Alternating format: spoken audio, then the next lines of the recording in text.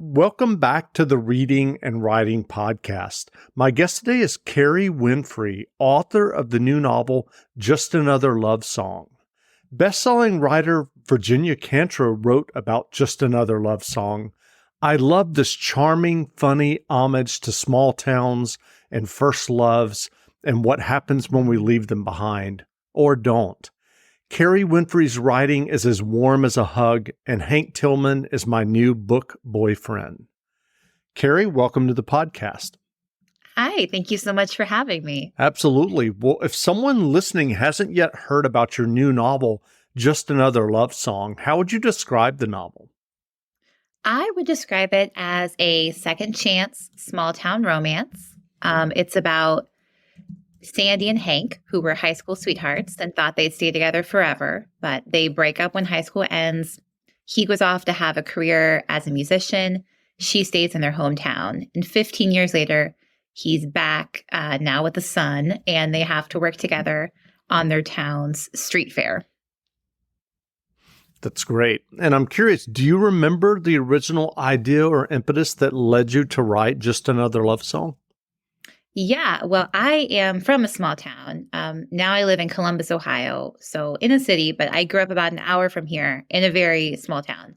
And I've always wanted to write a small town book because I think that's such a fun setting. And in my real life hometown, we have this big deal street fair called the Belleville Street Fair, and it happens once a year, and it is just like a huge deal. Everyone comes back for it.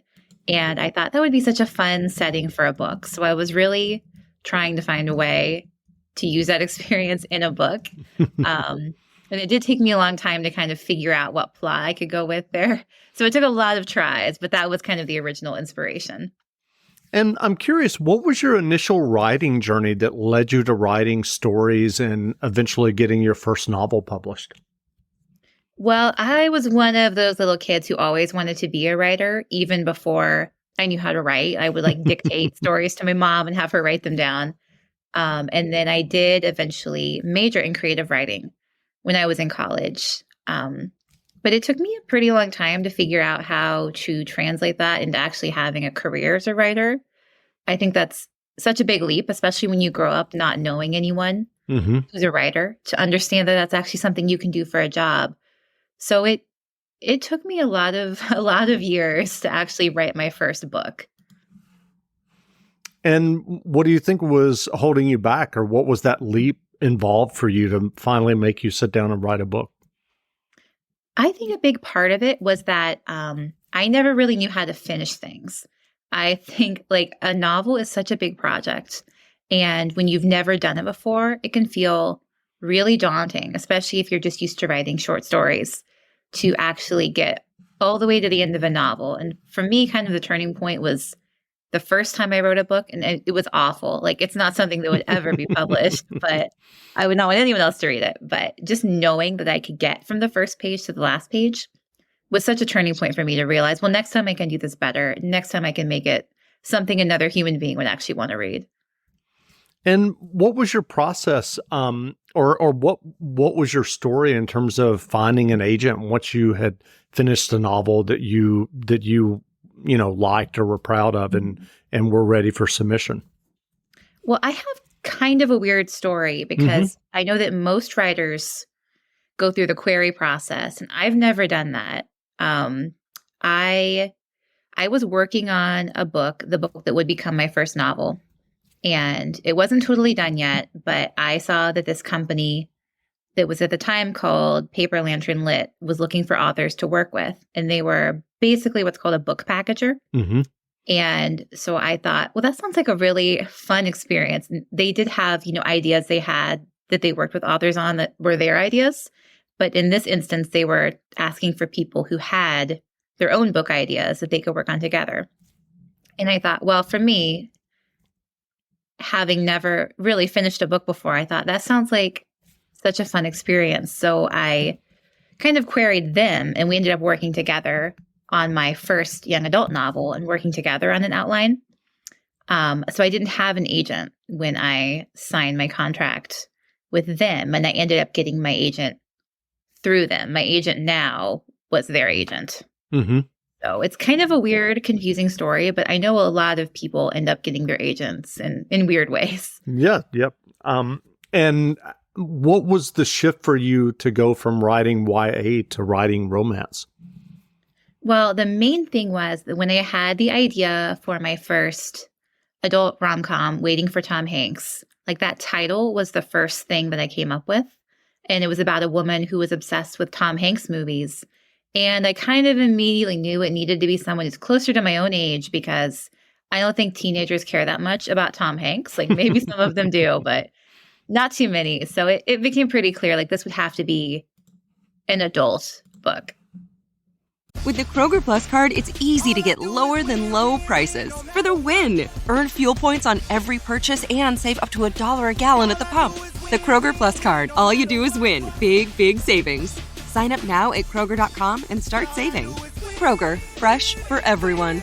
Savings may vary by state. Fuel restrictions apply. Save more on natural and organic items. Just clip your digital coupons on our app and use them up to 5 times in one transaction with your card. Kroger, fresh for everyone. And so once you wrote that, did you work with the agent that had represented the book packager?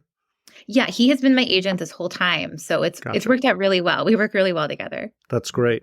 Well, I know that as you described the book earlier, Hank Tillman, the character, is a musician. Did you have a soundtrack as you were working on the book?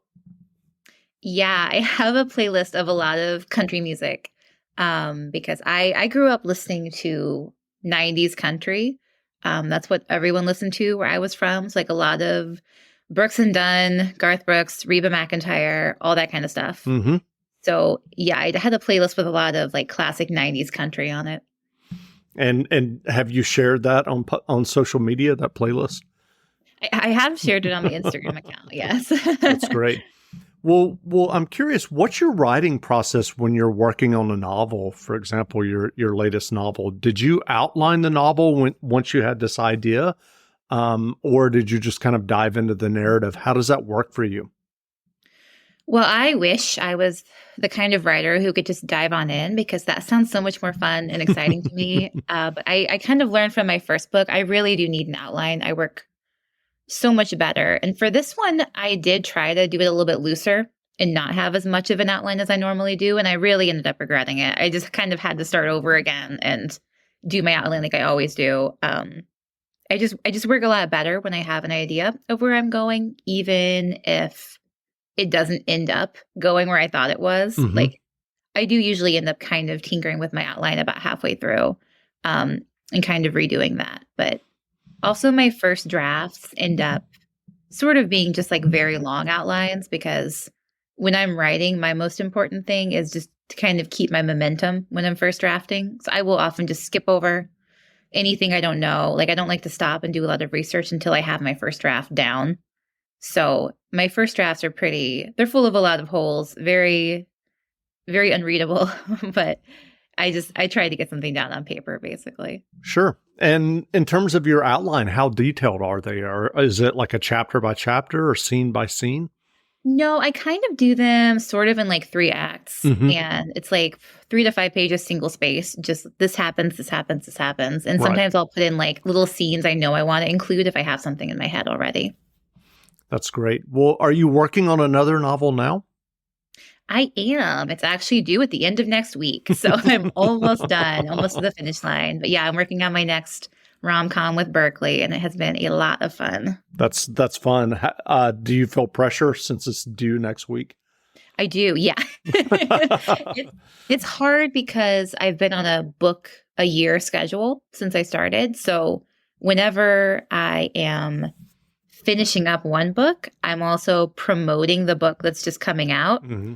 So it is kind of hard to be in 2 headspaces at once. And I'm always like, oh, what characters am I talking about? What town am I in? It's kind of confusing. Well, what writing advice would you offer for those who are working on their own stories or novels? I would say 2 points of advice I have. The one is just read whatever you can. I mean, you can learn so much. Obviously, you want to know what is currently being published in your genre. But also, I find it so helpful to read outside of your genre, too. I think you can get so many ideas from reading other books that aren't like what you write. And then my other piece of advice would really just be, you do not need big chunks of time to write, because up until now, I've been writing with a small child at home. Now he's at school, so it's a little bit different. But sometimes I only have 15 minutes at a time to write, and I kind of just have to get down everything that I can while I have the moment.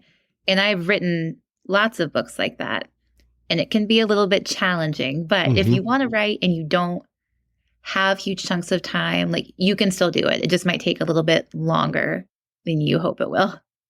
That's great. Well, what books have you read recently that you enjoyed?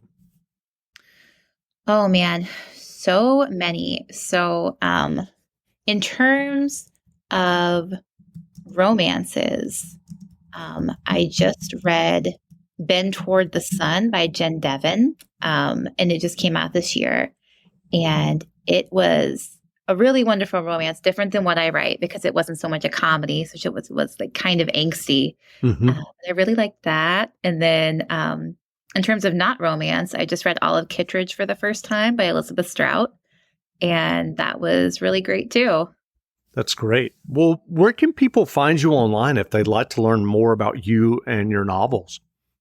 I would say the best place to find me is my Instagram account, which my handle is just Kerry Winfrey. That's definitely what I update the most. My website is like really out of date. I need to work on it, but Instagram, I'm there all the time.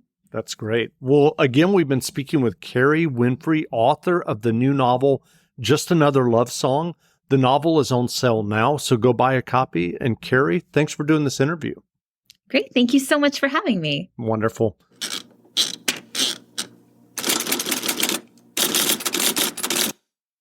%of households that start the year with Peloton are still active a year later. 92% because of a bike?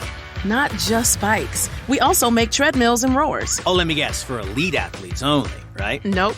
It doesn't matter if you're an avid exerciser or new to working out. Peloton can help you achieve your fitness goals. 92% stick with it. So can you. Try Peloton bikes, tread, or row risk-free with a 30-day home trial. New members only. Not available in remote locations. See additional terms at onepeloton.com/home-trial. If you're looking to move out of your parents' place, you could really cut expenses by bundling your car and renter's insurance with Progressive, which is good because your little brother has gotten really territorial. You're blood related. You'd think it would be fine to share food in the fridge. I mean, who writes their name on every individually wrapped slice of cheese, Tyler? Still, you've got to admire the commitment. So bundle your renter's and car insurance with Progressive and use the savings to help you move out and have all the cheese you want. Progressive Casualty Insurance Company. Coverage provided in service by affiliates and third-party insurers.